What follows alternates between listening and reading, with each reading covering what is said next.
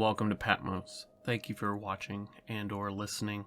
Today we're going to be talking about the addictions of positivity and negativity and how those kind of interflow into your spirituality. But first I'd like to ask everyone who's listening or watching to the podcast to please leave a rating and review on iTunes. If you're watching on YouTube, like the video, subscribe, hit that notification bell, all that kind of good stuff that every single podcaster tells you to do. I also have a small community that I started on the locals.com site, and I really like Locals, one, because they're kind of outside that Silicon Valley control mechanism, also because it's actually a pretty good social media site. It's kind of a mix between Twitter and Facebook, I guess, to a certain extent. It's kind of like a Facebooky Patreon. And joining it is absolutely free. Reading is free. You can go there and see everything that I've posted. I don't do any subscriber-only stuff just yet. But to comment or to post yourself questions or anything else that you may have, the minimum is $2 a month. I can't get it any lower than that, and I can't set it to where it's absolutely free. This is how they fund their website, so I don't fault them for that. And I use all the subscribers that have so far subscribed. I use all of that money to pay for things like hosting for the website. I have to pay for hosting to host the actual audio formats that get uploaded to the various podcasting platforms, as well as pay for equipment, things like that. If you'd rather donate via cryptocurrency, you may as well. I have the addresses listed, pinned to the welcome post on the locals.com site. So that's ozymandias.locals.com, OZYMANDIAS.locals.com.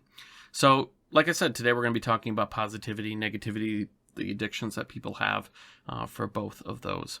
And you know, we all have seen, we know and kind of recognize the rifeness of addictions in modern society. This isn't some sort of revelatory statement, and it's really almost cliche at this point, but the fact that it's cliche does not make it less true. This may look like it's a new thing, but in fact, it's as old as humanity. Technology has changed the manifestations of it, but it's truly is old hat. What has changed is our ability to actually indulge in these types of behavior at scale and for the durations that we do. There's a reason that the concept of idle hands was considered dangerous.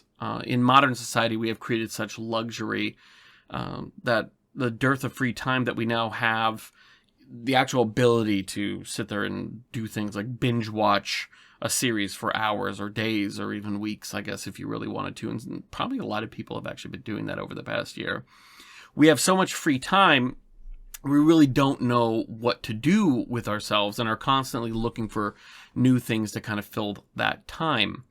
For many, we have an addiction to positivity or negativity or both. And you can see this manifest rampantly on social media as we have taken to these platforms as kind of being like the new masks that we wear. In the past, what you wore, like the actual clothing, how you presented yourself was kind of more of the mask that you presented to the world. You presented your best self when you'd go to various social things, when you'd go to church. How you presented yourself mainly manifest in your clothes and how you did yourself, made sure that your shave was close if you're a man, kind of necktie that you would wear, let's say, for women, how they do their hair or jewelry, if they had any that they'd wear. This best self, that self that was what had that reputation, and that reputation was kind of that public mask. Now, what I often see are really kind of these masks of false positivity and genuine negativity. So let's start with false positivity. We are creatures that have been created for hope. Really, man is a creature of hope. But since the fall of man, we have always wanted kind of to recapture that hope that was the reality of Eden, that guarantee of perfection that it held. We hope for the perfection that can only be found in God's creation. As our culture has fallen farther and farther from God, that yearning still remains. That want of hope still manifests. But in secular terms, secular kind of being refined sugar, it's without substance. It's vapid. It's unfulfilling. And it's like clockwork. You'll see it. This is more of an American Western thing, kind of Anglo thing, probably more than anything. But we see come January 1st, large swaths of our friendship circle start posting promises of new year, new me, right? And they promise to curb this vice, to enact this discipline, to accomplish some task or some goal that they've set for themselves.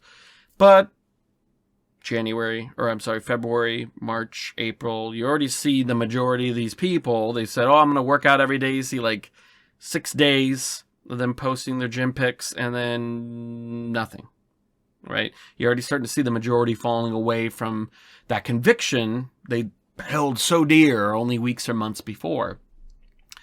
And a lot of times these are the same people that post these vapid quotes and inspirations that don't really say much at all outside the use of positive adjectives and general advice of love yourself and all these sorts of things.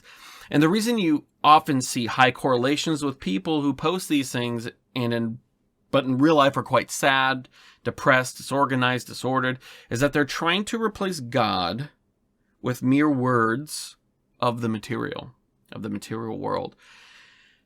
And many of us have become addicted to attaching significance to the mere words shared with a click as replacements for the deep, true nourishment of God, of spirituality. And you'll see this even among Christians who have little to no real spiritual life, no deep contemplation, but constantly post these vapid quotes that are about God, that are about spirituality, but really that's all it is. It's just a quote. There's nothing actually there.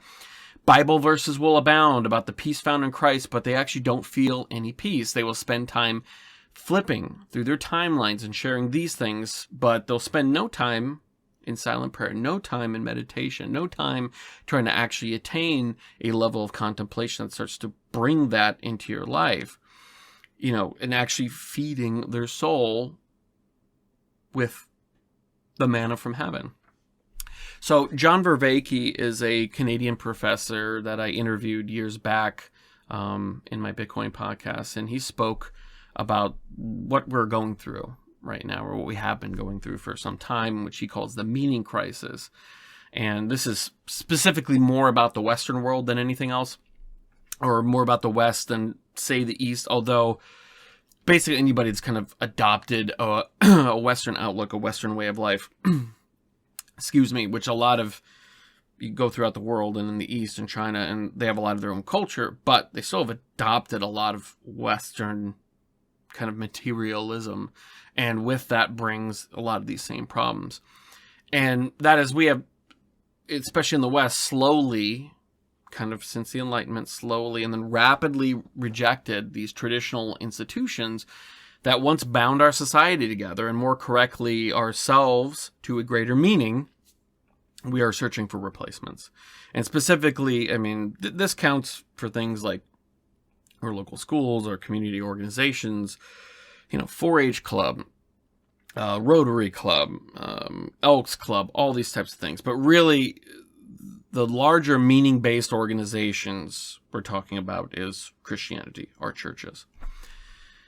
And we can even find this meaning crisis within professed Christians. We have embraced the refined sugar of modernist Christianity, who equates spirituality with how we feel about it. What makes you feel good? What sermon makes you feel good? What church makes you feel good? This is why you see the mega churches. They put on a good show. Like, as far as, this is one of the reasons I'm so, one of my many criticisms about modernist Catholic liturgy is you're never going to out-Protestant the Protestants. You're never going to outdo the megachurch. They are always going to have better laser light shows. They're always going to have, their churches are, they build these mega churches, and they're auditoriums, they're theaters, right? Our churches are not built for that. They were built for a very specific purpose, and it was not snare drums, laser light shows, and all these sorts of things. like the point of a homily or sermon is really lost for a lot of these people who equate feeling as being one of the higher goods that you're searching for when you go to worship God or supposedly worship God on Sundays. The point, the homily, whatever they're saying is lost if they weren't inspired, right? You have to be inspired. You have to have this, you have to come away feeling jazzed up for those few hours or few days, right? The Mass or service must make us feel something to have value. You have to feel something to have value. The value is not inherent in what you're actually doing, worshiping God. The value is in, how do I feel? We judge God in his presence or lack thereof based on how we feel about it. Oh, I didn't feel God there, so I'm not going to go back there. I'm going to go to this church because that one made me feel better, right? And this is the danger of emotional worship, of attaching significance to what you are getting out of it. It's not that you shouldn't get anything out of it, or that if you do feel something that it's bad, right? But that is a secondary effect of what we are trying to do there, right? So you shouldn't feel bad if you go like, wow, I was inspired. Oh, that made me like, I'm just as much as anybody else. I like to see a homily that is really kind of punching up as far as for speaking against the world. I love listening to these talks. I love listening to these homilies. I do feel things when I go to Mass. But that is not the primary purpose, as a secondary effect. And it is hard because when we go to Mass, we go to a church service, whatever your background may be, it does make it harder. It is a holdup if you go like, well, I didn't like the homily, or I didn't like this priest, and I don't like what he talks about, or whatever, right? And there is a certain level of, if that priest or pastor or whatever is speaking in a way and talking about faith and meaning and all these sorts of things in a way that has nothing to do with the history and tradition of the church, that is something else to consider. But the point is to go to for Catholics, for us to go to a valid Mass to celebrate the sacrifice of Christ. That's the point. Not that the homily is going to make us feel better, or not that the chant is beautiful or anything like that. Because if you go to a low Mass, there is no music or anything like that, right? It's very quiet, actually. And that has its own feeling and effects and everything like that too. But that is a secondary effect. The primary effect that we're supposed to be there for is to worship God in the most reverent, efficacious way to God, not what is most efficacious towards us to make us feel better. So worship, prayer has benefit to us clearly, but we are not the center, the focus, the point of prayer or worship. The purpose is worship of He who was, is, and always will be. This is the main impetus for my turning back to the traditional Mass. The entire development of the Mass over all these centuries, over all these millennium, was the focus on God.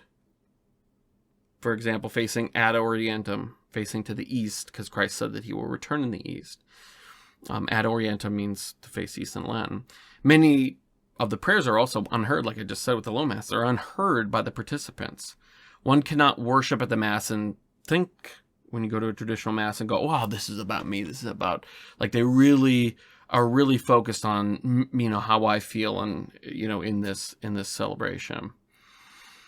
In the Novus Ordo, the priest faces you, shows you this, speaks to you. The focus is on participation by all, holding hands for the Our Father, the Mass, stopping as people give the sign of peace to each other. And somewhat of a digression, the flashing the peace sign that you see, like, I don't know if this is everywhere. I think this is more of an American thing. It's probably the ugliest thing, and once again, thanks boomers. The creators of the Novus Ordo specifically focused, really, like, a lot of their inspiration came from the larger Protestant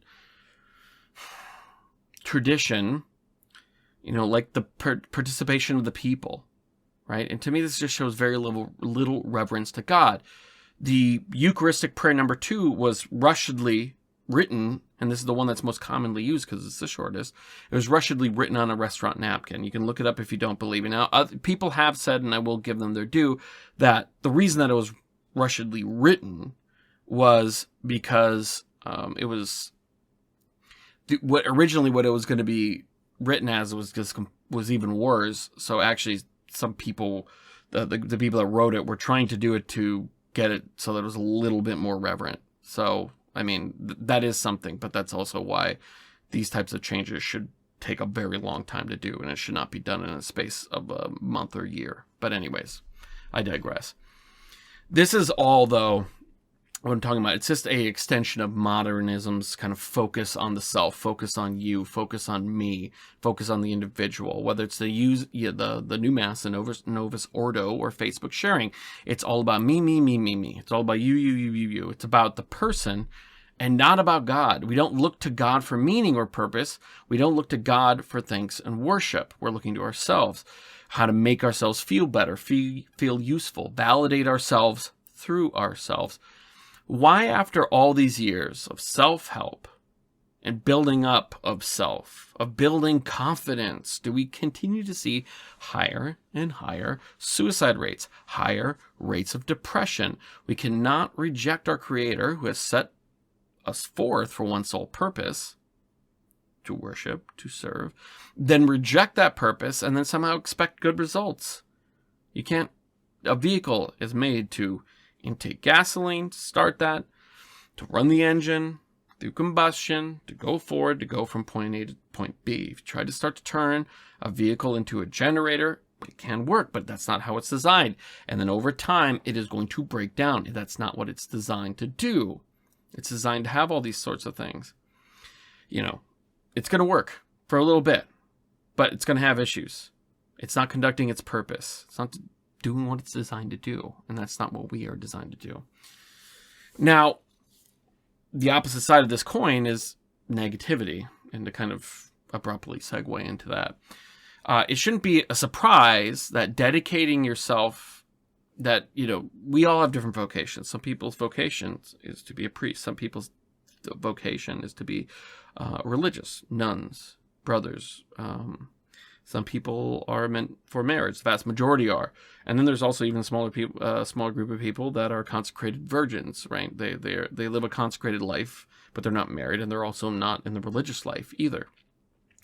But it should not surprise you that if you dedicate yourself, if you truly go, this is my vocation, this is what I'm going to do, whether it's being a priest, whether it's being a nun, whether it's being monastic, whether it's being married, whether it's being any of these things, if you dedicate yourself to that vocation, to serving God in that vocation, this does not mean that you're going to have continual bliss and happiness, that nothing bad will happen, right? Of course it's going to. Life is full of suffering. It's one of the insights that Buddhists got correct. Life is suffering. It's full of suffering, whether you are Catholic, whether you are atheist, Buddhist, Scientologist, Orthodox, whatever. However, in our faith, understanding Christ, we recognize suffering for what it is. It is a call by God to greater sanctification, perhaps even a great mercy for us. It sometimes takes us a long time or never to really fully understand them.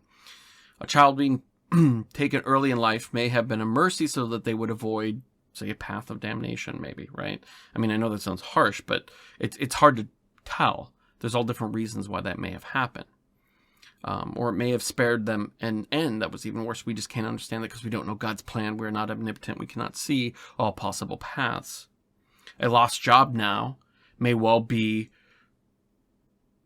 if that suffering is embraced, whether it's a lost job or a lost relationship, I'm not talking about divorce, but I mean like a lost relationship, maybe actually setting you up. At the time, it feels terrible. You go, why me, right? But it may be setting you up for a better future. And maybe not financially or materially, but setting you up to serve God in the best way. And if you are dedicated to serving God, then you will see that. Now, a lot of people don't see that. They go, why does this bad thing happen? Why does that bad thing happen?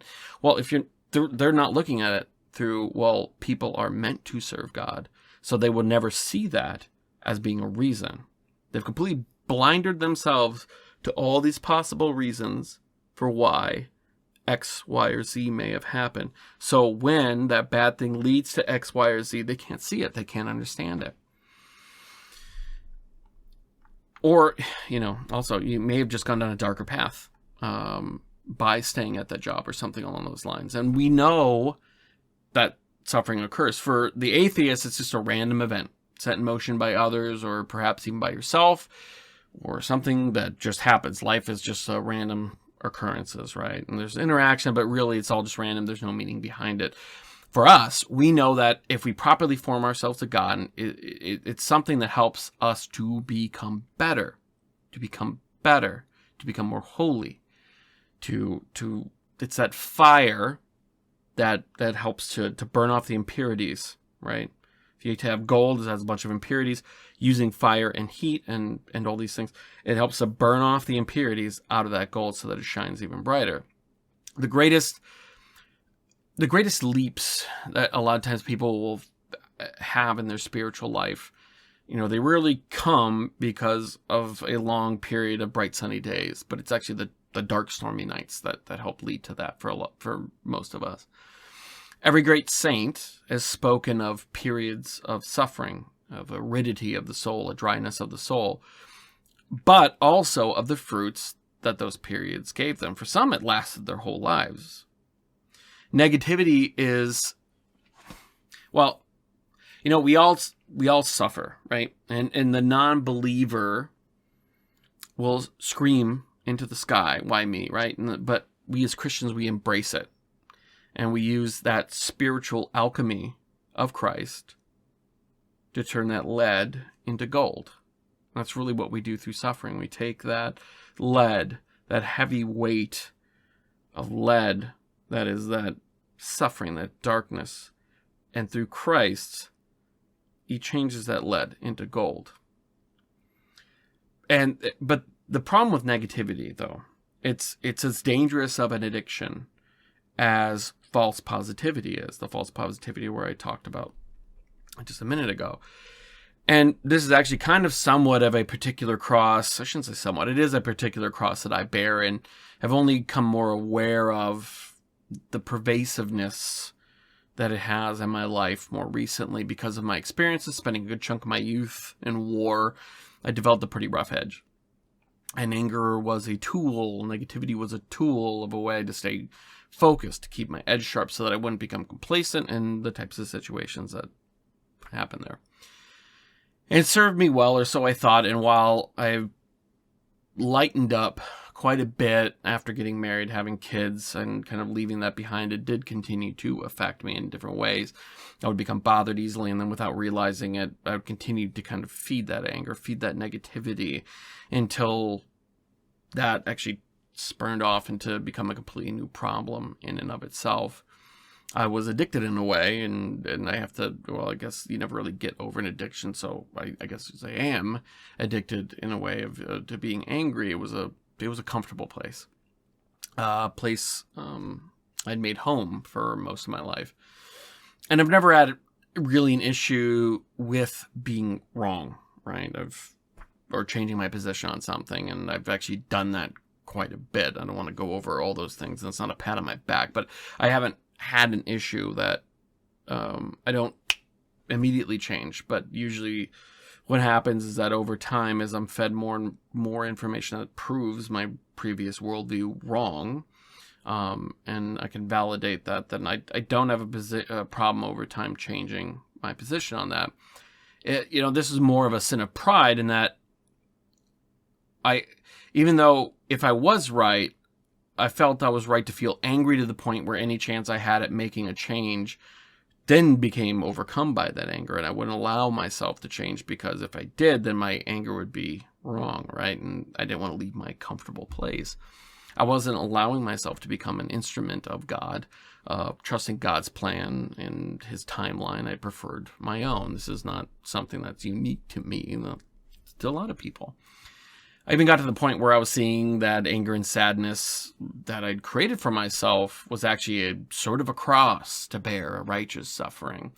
I was in fact not offering up suffering to God, but believing my own sin of anger itself was a sacrifice. I was ignoring the lamb in the thicket and kind of just dragging myself to the offer like Abraham to Isaac. Sin is very pervasive, and it's binding in that way, and we are called to suffer. We are called to accept the sufferings that God sends us, but we're not called to create more suffering for ourselves needlessly. St. Philip Neri said that men are often carpenters of their own crosses, and this is very true. We must carry the crosses God gives us. We are not to build them ourselves, as we are then unable to carry the ones that are sent to us by God because we're already weighted down by the ones that we have created for ourselves. Some will say, or could say, I guess, isn't fasting or things like hair shirts or other mortifications bringing suffering to yourself in the same way? Yeah, you could say that. I mean, looking at it in that way, yes, but there's nuance to this. Fasting is different than bringing on, your own anger or depression or whatever. You're giving up a pleasure for God. Mortifications, such as things like hair shorts or the cilice, are legitimate sacrifices. They cause discomfort of the flesh as tools for spiritual growth. But I'm not saying all these things for you to Google them and go, oh, I want to do this, right? These are not things that you should ever do on your own. You need to do these under strict guidance, under an experienced spiritual director, because by doing these on your own, there are pitfalls with all these sorts of mortifications that can come.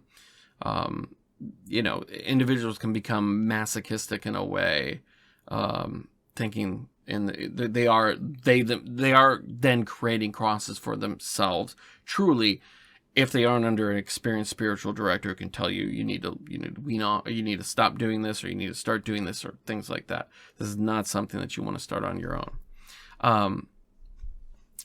So joyful suffering is something that's been revealed to me in more recent days, or I should say, over the past year, as I begin to feel myself falling to bad habits of anger.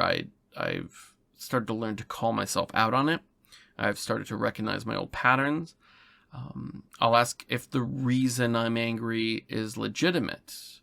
If it's not, I give it up. If it is legitimate, right? Because there are times to be legitimately angered or bothered or something like that. Car breaking down, project you're working on not working out, new venture or something like that you're doing not succeeding as you had hoped. I ask, if it is, I ask God for joyful suffering to experience that. That I should find joy that God is sending me these mortifications, these paths to sanctification.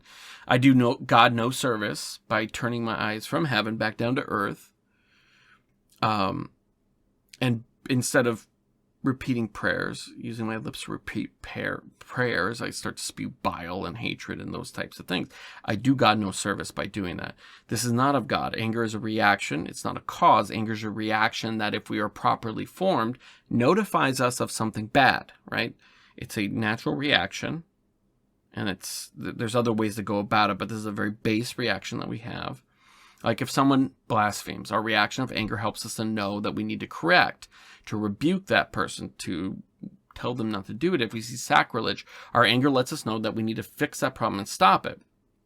St. Thomas Aquinas said that the lack of passion of anger itself is a vice. St. John Chrysostom said that one sins when one doesn't become angry for a good cause. What the saints are talking about here is that when something occurs that offends God, you should feel angry about it. Abuse of the sacraments should make you angry as it makes God angry. It does not mean one should let that anger control them, though. Give yourself over to God. Pray to the Holy Spirit to guide you, to guide your words, to let them be fruitful. One of the prayers that I've just kind of started saying was like, Lord, let my actions be your actions and not mine. Let my words that leave my lips be your words and not mine. Lead and I shall follow, and give me the wisdom and knowledge to understand when you are leading me, right? So I'm asking for the Holy Spirit to guide me, not to let myself be led by my own passions, but to let my passions be for God and let God speak through me. Give yourself over to God. Pray to the Holy Spirit, like I said, to guide you. Feel the passion, right, that impulse to correct, and know that it matters, that this is a righteous anger. The vice that St. Thomas was speaking of is complacency, to see a blasphemy and shrug it off as, well, it's none of my business. It's really not that important. I'm not the one saying it. That it doesn't affect you. To hold the heretical belief that you're not called to confront such things since, God's going to take care of it, right? This is the vice that he's speaking of. Christ felt the passion of anger when he chased the money changers from his Father's house. He, however, embraced the joyful suffering during his passionate death. He could not have, without any effort at any point, he could have, I should say, without any effort at any point, sent the entirety of the Roman Empire into the sea, but he did not. He suffered under their persecution. He took the beatings, the shame, the pain, the suffering, and still asked for them to be forgiven, for they did not know what they were doing. We need to embrace with joyful suffering what God sends to us. It doesn't mean it's going to be easy. It doesn't mean that you're not going to question it. It doesn't mean that you're, all these sorts of things. But this is our path to sanctification. We also need to recognize righteous anger when it is justified, but not fall so deeply into that passion that our actions are counterproductive to our goals. The only way to reach a better understanding of what God wants from us in this life and in all situations that arise is through increasing prayer and communion with him through prayer and fasting. God, we praise you. Te Deum laudamus.